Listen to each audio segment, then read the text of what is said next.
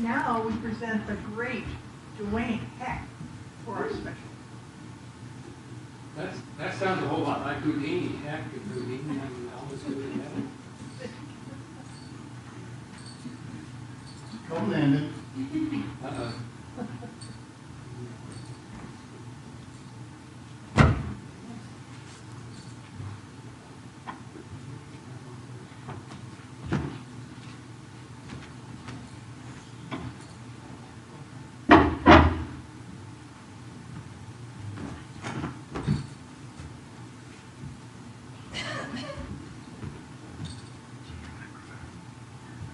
Hmm?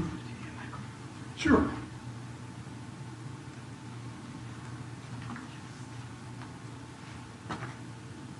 Magic trick. Who's gonna do a magic trick? Landon and I, am I on? No. You know? Hold it. Landon and I are going to be doing a sneaky magic trick. It's not magic, but we're being sneaky. Now, when you get old like me, you got to get somebody who's sneaky too, but younger. And I did a lot of research, and Landon's name came to the top of the list as far as being sneaky. And I'm sure your sisters would agree you're sneaky.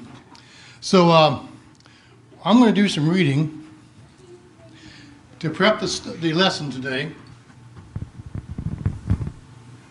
And I'm sure you've heard this story before. Now today you're going to be the apostles. Okay. I get to be Jesus. Lucky you. No, I'm blessed. Okay, as evening approached, the disciples came to him and said, "This is a remote place, and it's already getting late. Send the crowds away so they can go get to the villages and buy themselves some food."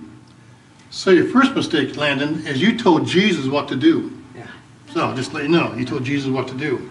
Jesus replied, "They do not need to go away, Landon." Now, you won't find it in the Bible, but mine it does. You give them something to eat. And Landon says, "We here only have 5 loaves of bread and 2 fishes." So what he was telling Jesus was, you're in a pickle. "Bring them here to me," he said. And he directed the people to sit down on the grass, taking the 5 loaves and the 2 fish, and looking up to heaven, he gave thanks and broke the loaves. Then he gave them to the disciples, and the disciples gave them to the people. They all ate and were satisfied, and the disciples picked up 12 basketfuls of broken pieces that were left over. The number of those who ate was about 5,000. In reality, it's about 25,000, because in those days, only the men were important. And the wives and the children, So in reality, there's probably 10, 20,000, maybe 25,000 people. Now, Landon, I heard that you are smart. Mm-hmm. Okay, and you go to what school? Franklin Monroe.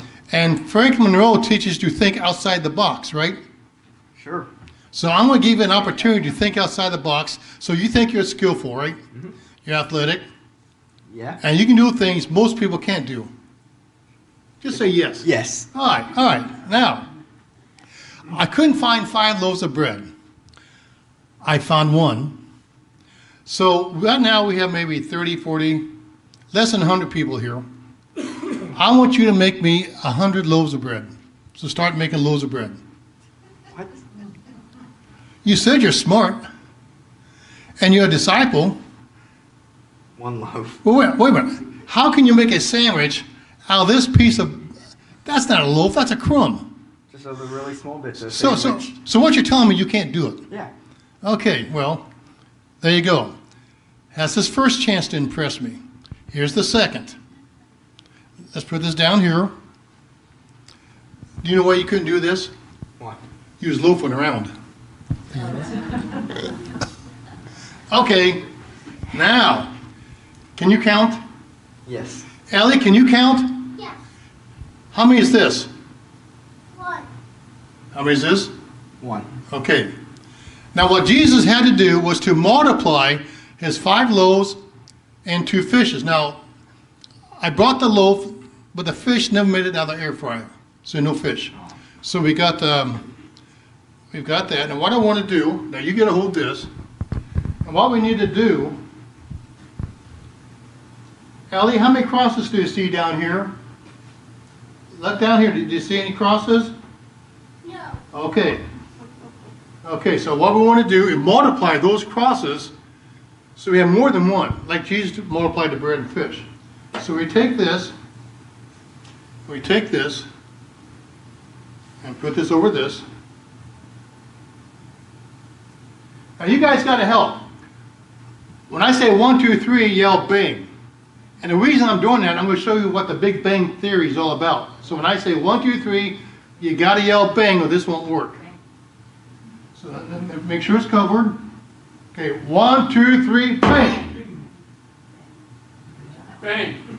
Bang. All right. Let's see what's in here. Allie, take a look. What's in here? Nothing. You messed up. Put your cross in here. Now, I'm giving you guys one more chance because we want to do what Jesus did. We want to multiply this.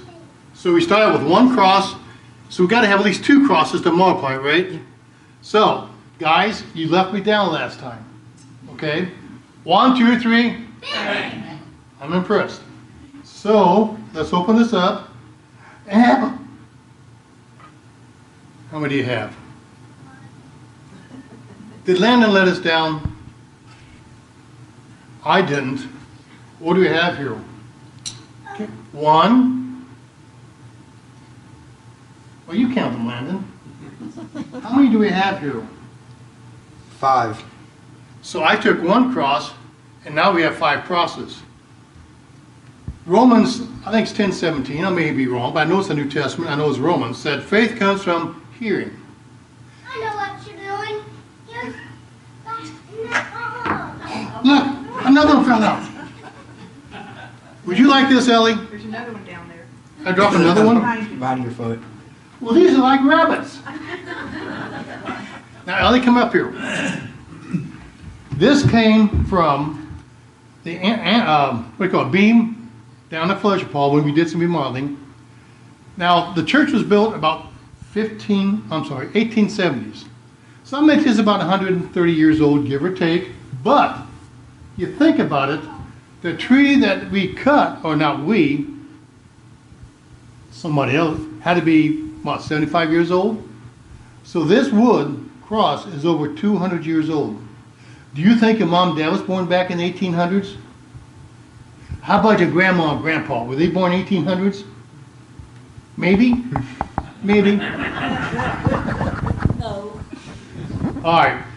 But this is a cross. It came from a piece of wood from this church. And then I'm guessing this will be over 200 years old. So you can have that, and you can keep that. And I'm giving my helper one. And if there's other youth here, I brought extra just in case. So anyway, thank you very much. But again, we talk about the miracles like turning water into wine, the loaves and the fishes, walking on water. From our perspective, faith comes from my hearing, and hearing comes from the gospel, and that's what Pastor Ken teaches is the gospel of Christ. So thank you. Great job. You can go have a seat.